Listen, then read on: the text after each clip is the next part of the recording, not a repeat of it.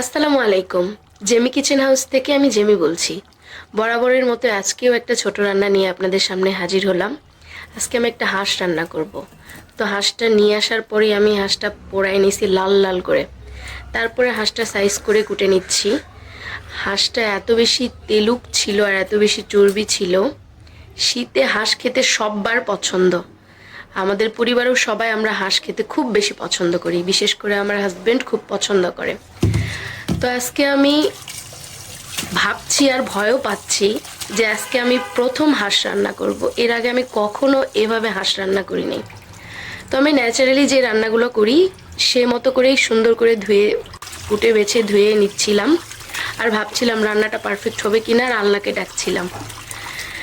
তো আমি এত সুন্দর করে ধুয়ে নিচ্ছি আর ভাবতেছি যে আমার হাজবেন্ডও এইভাবেই হাঁস পরিষ্কার করে নেয়, একদম সাদা ধবধবা পানি বের করে এবং প্রত্যেকটা হাঁস থেকে আলাদা যেই তেল চর্বিগুলো থাকে সেগুলো টেনে টেনে ফেলে দেয়।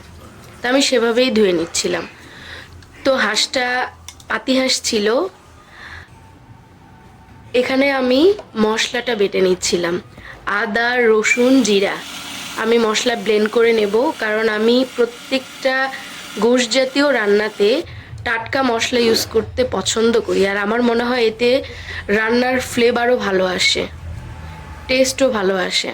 তো এখানে আমি মশলা দেওয়া শুরু করে দিলাম। লবণ দিলাম 1.5 চামচের মতো, হলুদ দিলাম 1.5 চামচ, এখানে আমি মরিচ দিব 2 চামচ, আর মশলা দিয়েছি গরম মশলা, কালো ফল 2টা, সাদা ফল 4টা, 2টো দারচিনি, আর সাথে আমি শুকনো মরিচ দেব। আমি প্রত্যেকটা গোশ জাতীয় রান্নাতে শুকনো মরিচ ইউজ করি গুঁড়া মরিচের সাথে। এখানে পেঁয়াজ দিয়ে দিলাম, আর আমার বেটে রাখা মশলাটাও দিয়ে দিব, সাথে একদম সরিষার তেল। আমি প্রত্যেকটা গোশেই সরিষার তেল, সব রান্নাতেই সরিষার তেল দেই, গোশে একদম মানে দিতেই হবে 100%, এরকম একটা ব্যাপার থাকে। তো মশলা দিয়ে নেবার পর আমি এখন চুলাটা জ্বালাই রাখবো। এখানে আমি গোশ হাত দিয়ে মাখাবো না, কিচ্ছু করব না, একদম আমি ঢাকনা দিয়ে দেব এবং বলক ওঠা পর্যন্ত ওয়েট করব। গোশ থেকে খুব সুন্দরভাবে পানি বের হয়ে এসছে, আর একদম তেল পানি সহ গোশটা একদম মাখো মাখো হয়ে গেছে। এই মতো অবস্থায় আমি গোশটা যতক্ষণ না পানি শুকায় যায় ততক্ষণ গোশটাকে আমি কষায় ফেলবো।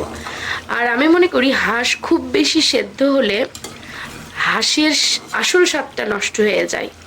এই জন্য আমি হাঁসটাকে এত ভালোভাবে কষাবো যাতে হাঁসের হাড়ের মধ্যে থেকেও তেল বের হয়ে আসে।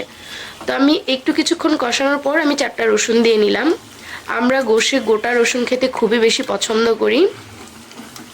তো রসুন দিয়ে নাড়াচাড়া করে নেব, আর আমি ঘন ঘন ঢেকে রাখবো আর ঘন ঘন ঢাকনাটা উঠাবো, কারণ এই অবস্থাতে তেল উঠে আসার পর আপনার গোশের নিচে লেগে যাওয়ার সম্ভাবনাটা বেশি থাকে। আসলে আমি এই শর্টকাট রান্নাটা আমার প্রফেশনাল থেকে শিখেছি। আমি একজন ওয়ার্কিং লেডি ছিলাম, আমার সারা দিন পর রাতে রান্না করে খেতে হতো।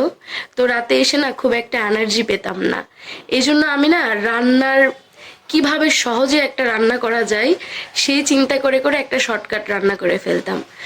তো এই রান্না করতে করতে আমার হাজব্যান্ড বলতো, না খুব মজা হয় তোমার তাড়াতাড়ি করে শর্টকাট রান্না। তো এ থেকে আমি এভাবেই রান্না করি। তো এখানে আমি গরম পানি বসাই দিচ্ছি, কারণ আমি প্রত্যেকটা তরকারিতে গরম পানি ইউজ করি। আর এখানে গরম পানি ইউজ করলে আপনার গোশটা মানে খুব দ্রুত ফুটে যায় এবং বলকটা ওঠে, এতে মশলার স্বাদটা নষ্ট হয় না। তো আমি এখানে পরিমাণ মতো পানি দিয়ে দিলাম, তারপর আবার ঢাকনা দিয়ে নিলাম।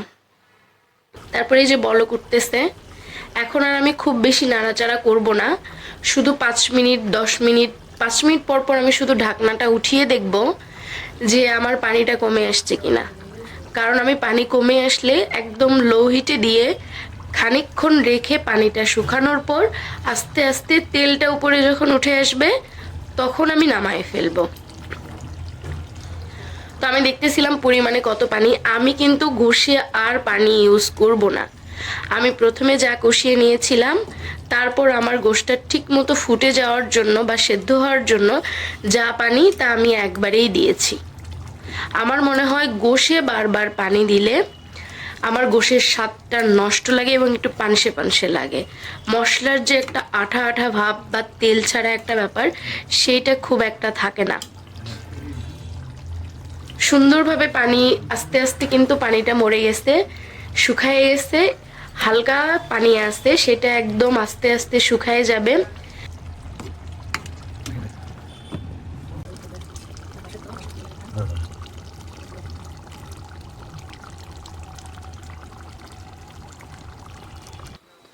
এখন আস্তে আস্তে পানিটা আমি শুকাই ফেলবো, তেলটা উপরে নিয়ে মানে ওঠা পর্যন্ত। আমি আপনাদেরকে এটাই অনুরোধ করব, খুব শর্টকাট পদ্ধতিতে আপনারা অবশ্যই আমার রান্নাটাকে ফলো করে রান্না করে দেখবেন হাঁসটাকে। বিশ্বাস করেন, হাঁস খেতে অনেক মজাদার হবে।